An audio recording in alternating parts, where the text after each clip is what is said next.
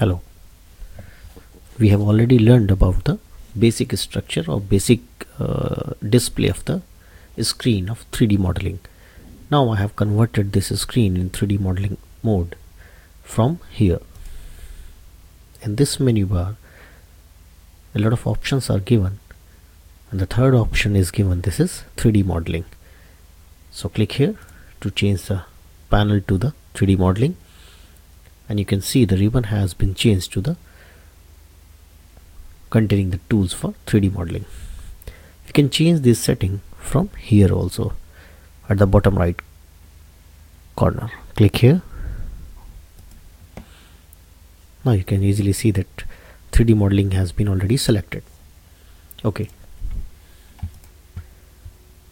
Now in the ribbon, this is the first option given in the menu. This is called modeling. Now we can see that one flyout is there. Just click on this. You can see a lot of options in this flyout.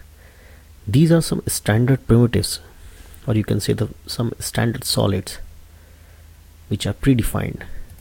If you want to create some predefined solids, for that these standard primitives are given in the AutoCAD. As we see that we have already worked in 2D space, or you can see the 2D workspace, but here we are working in 3D. So for this thing, first of all, we have to convert our drawing area into the 3D modeling mode, or you can say some isometric mode, where we can easily identify that we are creating solids. For this thing, I am clicking on the corner of this wheel to convert this drawing into the isometric mode, or you can click here also.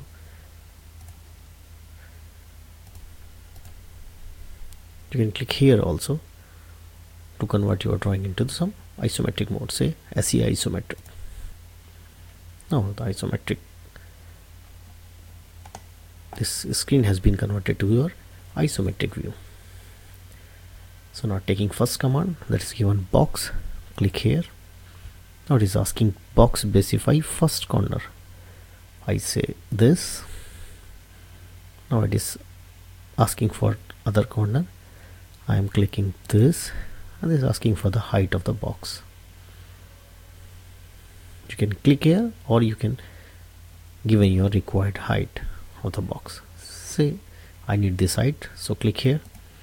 Now your box has been generated. This is the standard box which you can create from this box command directly. So some other command for some standard solids are given also. Cylinder, click here. Now it is asking specify center point of the base. As we know, the cylinder contains the circular cross section, so it is asking the cross sectional circular radius, or it is asking for the center point of that circle which contains that cylinder. So click here. Now it is asking for the radius of the circle. Now I said this. Now it is asking the height of the cylinder. I said this. Click here, or you can write down the height of the cylinder which is required. Suppose I need this one, then click here to confirm the height selection. Now this is your cylinder. And again for the third option, that is cone, click here. It is asking again the center point of the base. You all know the base of a cone is circle, that's why it is asking the center of the circle. So I said this. Now it is asking the height of the cone. See, click here, this. Fourth option is sphere. Now center point of the sphere, click anywhere. It's asking the radius of the sphere. I said this, click here.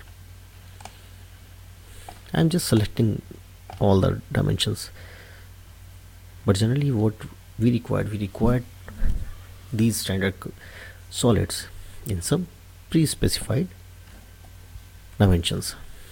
So according to those dimensions we can give the height and radius. Now again, pyramid. So it is asking the center point of the base. See this. Now we are creating the inscribed base. We have already discussed about inscribed and circumscribed and polygon. So it is creating the pentagon, inscribed a circle. So click here. It is asking the height of the pyramid. Say this one. Now wedge. First corner, other corner, and then height. Say this much. This is your wedge shape structure. Now torus. Torus is just like a tube, you can see, which you use in your bikes and cycles. Now click here for the outer dia, for inner dia. This is your torus.